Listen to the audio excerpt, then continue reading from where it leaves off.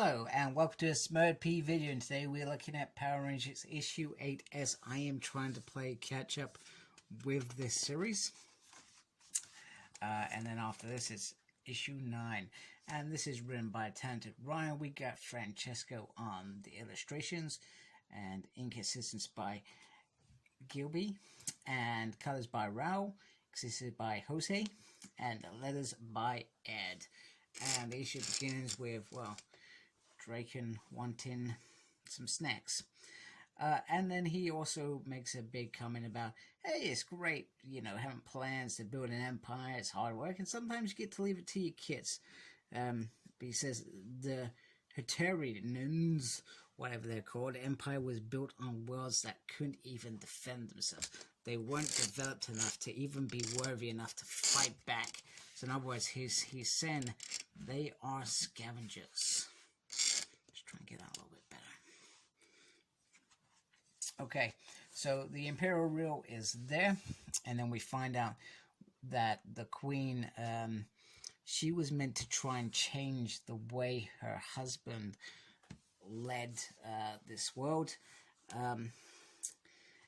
However, it didn't work. She tried revolutions, etc. But the defense is the only thing she has is her illusions in court to cover up what she does behind the scenes. And the only people that can fight and protect are the people in this room, which are children, husbands, and whatnot, and the Rangers. So she's begging them, save the life. However, her husband, meanwhile, is sending his army out to fight these monsters who remind me actually of Avengers Endgame. Those little creatures that were running on Wakanda. They were pretty cool. I like them. However, the Rangers turn up in their Zords. They contact 11 to try and teleport out those left in the palace. However, it's not going to be that simple. So Zack and the Queen have to try and get them outside the castle so that they can escape. And then we get the Imperial Reel, which is a new one. It's not the one that we've seen before. It's a new one. And he talks about that they have misplaced what they are doing there, because their sacrifice, if the Rangers sacrifice themselves, is not worthy. Meanwhile, the Queen, while they're trying to escape, is confronted by some guards and loyal servants to the king, and they are going to fight them. And then the Imperial Reel is getting all speechy and saying, he's met many gods, some are here, but the end is inescapable. It's always going to happen. But this world, these are nothing but parasites. And this is the important thing. He says, my master has judged you, and it's time for him to reset the clock. So the Imperial Reel has a master that is dictating stuff in the background. And then he gives a big speech about there was a race before this. So they've done it before. They've purged this before.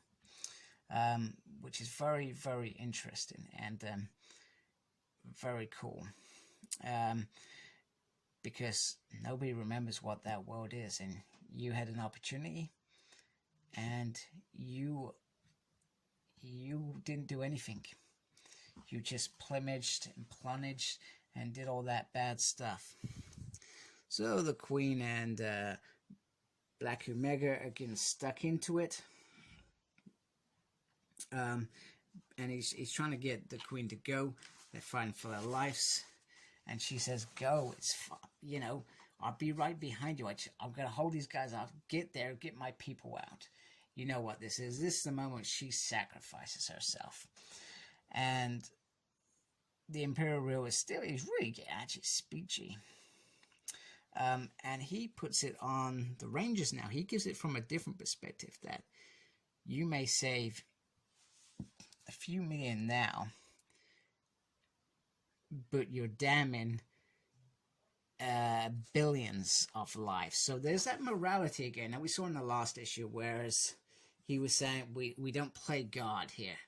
And that's a big point, and that's going to be a big point at the end of this issue. A very big point. So they give it a shot in terms of trying to damage the Imperial Real. They get a real good shot, but it comes out of the shadows. Meanwhile, Black Omega is trying to hold off for as long as he can, but he soon realizes that they've got to go, and that she sacrificed herself. Meanwhile, this is another morality moment. The king is coming. Zack continues letting that door close. And Draken makes the most of a moment like that. That is a moment that Draken rises for. He waits for that moment to say, hey, I thought I saw somebody out there. And, you know, Black Omega keeps his secret and says, I didn't see anyone. But Draken knows he did. He knows it. He's going to use that. So it's all cut and run now. Cut and run, get out of there. That's all they've got. It's over. This is how it ends. And, you know, I love this bit where we see the Queen start to be whatever you want to call it. And her followers want to know what to do now. And he says she sacrificed her life and all that soppy stuff that you get from this. Could be a film. This could be a film. The Rangers lose. World's destroyed. Queen sacrificed herself. Go be better people. And then we're going to slowly move on to the twist. So they only say 37 people, by the way. That's not very many. And Draken says, Jason, you know, now you can see why I ran. And he says, perhaps it's time we seek out the one thing left in the universe that knows how to kill them. So maybe Draken knows a little bit more than he's letting on. So the Imperial Real is talking to his master. He's talking about the Omega Rangers and how they lacked some of the strength of the previous predecessors. Now he tells the Imperial Real to go wait for his command, and